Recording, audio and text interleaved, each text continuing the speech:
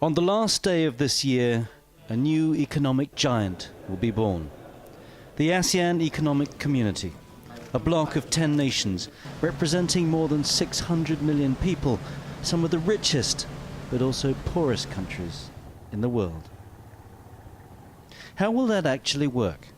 In Singapore, the gold standard, a society based on meritocracy, corruption-free, dynamic and efficient, the most successful of the Asian tiger economies.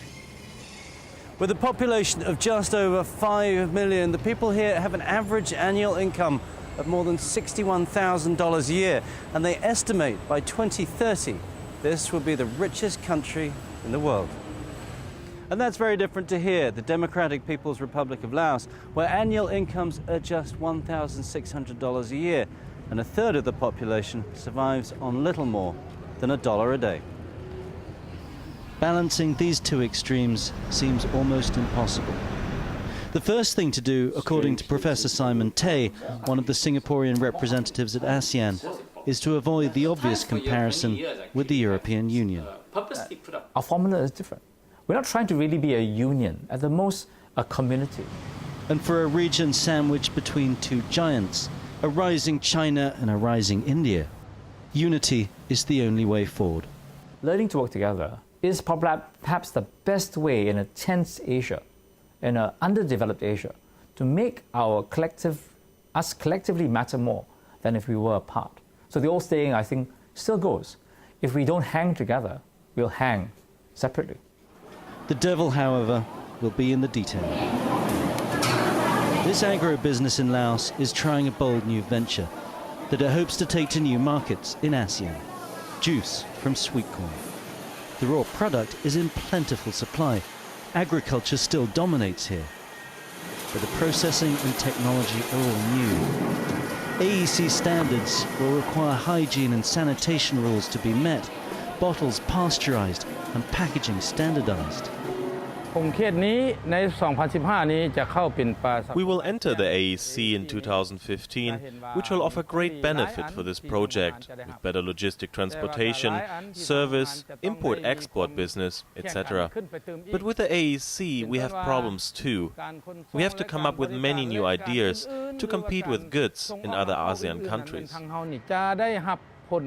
The AEC will put Mr. Lumkam in direct competition with some of the largest agro-businesses in the world. But he thinks that size is on his side, and in a developing AEC market, he can adapt faster. In Singapore, it's all about aquaculture, not agriculture. Cheng is a Singaporean success story, a pig farm transformed to raise ornamental fish. Now the farmer's son, Kenny, is CEO of one of the largest tropical fish exporters in the world. But ASEAN is home to 60% of the world's ornamental fish exporters.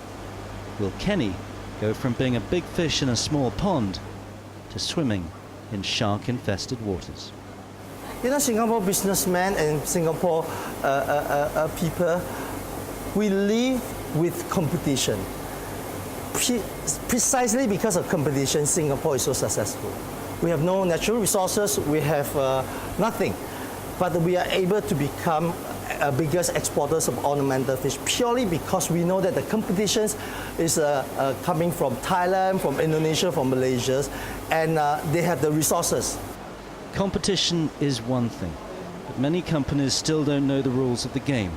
Standards and quotas that are supposed to be universal haven't yet been revealed. One of the big problems for a company like Cheng is they just don't know how far those barriers are going to come down by 2015. Time is running out. Suddenly you have a 600 million market for you to explore. So it's up to individuals how they can capture the market shares rather than worrying about level playing field. As the sun sets on the Mekong, it doesn't seem like this sleepy corner of Southeast Asia is ready for the change that comes at the end of the year. But Laos is trying to shake off its sleepy image and become far more dynamic economically. And when the AEC comes into being in late 2015, Laos will be part of an economic bloc that contains some 600 million people. And if all of that goes according to plan, this will be part of the 6th largest economy in the world.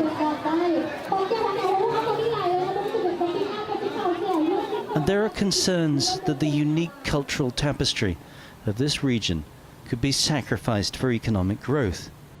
With the erosion of borders and a greater movement of workers, will countries like Laos lose their charm? Laurent Grenier hopes not.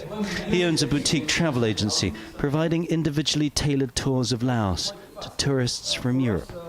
We walked around one of Vientiane's bustling markets, and Laurent explained why he'd like to see visa restrictions lifted once the AEC comes into effect. We've got here some handicrafts from Laos. Yes. People here are a little bit concerned that they could be swamped when they become part of the Asean economic community. Do you think that'll happen? I do not think so. Each country has its own characteristics, its own features, its own identity. So no matter if you get along together to bring more guests from outside or within the ASEAN community, I don't think it will alter the identity of each destination. And for your business, tourism, what would be the most important thing that changes in 2015? If we have a single visa scheme for Southeast Asia, that will be a big improvement, I would say.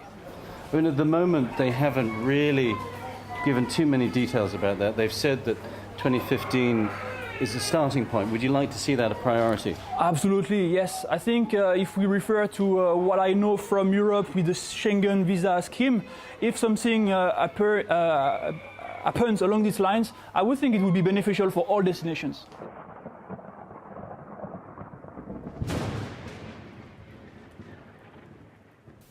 There are some dark clouds on the horizon, however. The launch date, already pushed back 12 months, still looks like a major challenge as standardized regulations and practices remain unresolved. And a global economic slowdown, combined with slower Chinese growth and poor export numbers, is leading some governments to be more cautious than in the past. But perhaps the greatest challenge is basic understanding of how the AEC will work, not amongst bureaucrats and politicians, but with the buyers and sellers who will immediately feel the impact of falling barriers and tariffs. In one of Singapore's largest retail markets, where fresh produce is imported from all over ASEAN, the traders had no idea what impact the AEC would have. 有听过。